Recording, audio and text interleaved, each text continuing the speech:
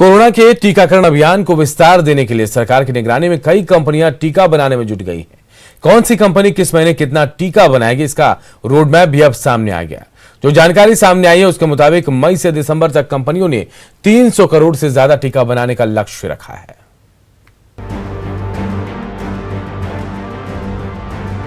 देश में कोरोना के खिलाफ लड़ाई में वैक्सीन एक अहम हथियार है।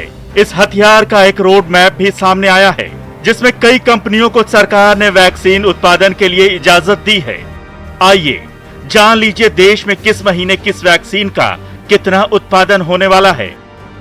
कोविशील्ड मई में 6.5 करोड़, जून में 6.5 करोड़, जुलाई में 7 करोड़, अगस्त में 11.5 करोड़, नवंबर में 11.5 करोड़ और दिसंबर में 11.5 करोड़ वैक्सीन का उत्पादन करेगी।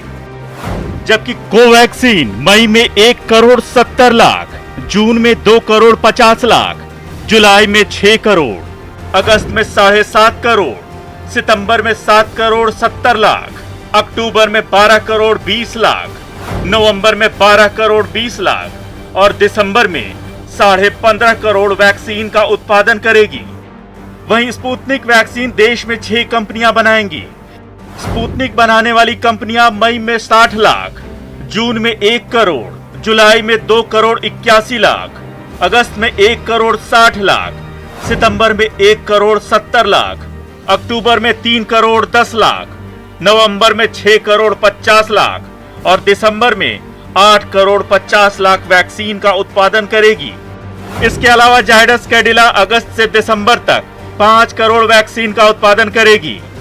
बायो ई की वैक्सीन जुलाई में आएगी और कंपनी 10 करोड़ प्रति महीने के हिसाब से दिसंबर तक 50 करोड़ वैक्सीन बनाएगी। जॉनसन एंड जॉनसन वैक्सीन अगस्त से उपलब्ध होगी। कंपनी दिसंबर तक 25 करोड़ वैक्सीन बनाएगी। कोवैक्स वैक्सीन सितंबर से उपलब्ध होगी और दिसंबर तक 10 करोड़ वैक्सीन का उत्पादन करेगी। भारत बायोटेक इंट्रानजल वैक्सीन सितंबर से मिलेगी और दिसंबर तक 40 करोड़ वैक्सीन का उत्पादन होगा। बताया जा रहा है कि वैक्सीन की यह संख्या देश के 95 करोड़ वयस्कों के लिए पर्याप्त होगी और सरकार का लक्ष्य दिसंबर तक अधिकांश आबादी के टीकाकरण का है। लेकिन इसके लिए जरूरत वैक्सीन को लेकर जागरूकता की भी है। वैक्सीन ही वो हथियार है जिससे कोरोना की जंग जीती जा सकती है। Bureau report, news 18 network. Corona काल में सांसों के सौदागर एक एक सांस की कीमत वसूलने के लिए तैयार बैठे हैं। कटिहार के सौदागरों के चेहरे जब बेनकाब हुए तो कई लोग दंग रह गए। कटिहार में 5 दिन पहले लोकमान्य तिलक एक्सप्रेस से 225 खाली ऑक्सीजन सिलेंडर जब्त हुए थे। इस मामले में 5 लोगों पर एफआईआर दर्ज की गई। इनमें 2 आरोपियों ने एक दूसरे पर आरोप लगाकर मामले में नया मोड़ ला दिया है। तारीख 9 मई 2021, स्थान कटिहार जंक्शन। मामला 225 ऑक्सीजन सिलेंडर जब्त। मामला सांसों की सौदागर से जुड़ा हुआ है, लिहाजा पुलिस एक्शन में आ गई। सांसों के 5 सौदागरों पर मामला दर्ज किया गया। इनमें 2 खुद को शहर के व्यवसायी होने का दम भरते हैं, मरीजों का मसीहा होने की ढोंग रचते हैं, ऑक्सीजन के लिए तिल तिल कर मरते मरीजों का भगवान बनने का पाखंड करते हैं। मिलिए सांसों के इन सौदागरों से। जितनी सामाजिक संस्थाएं थी उन सभी को 10-10 सिलेंडर हम बांट देते, जिससे गरीब की मदद तो हो। जब इंसान की सांस ही नहीं बचेगी तो हम लोग क्या कर लेंगे? कौन मरेगा? हमारे शहर के लोग सांसें किसकी रुकेगी? वो लोग जो आज हमारे बीच में हैं, हमारे भाइयों जैसे हैं।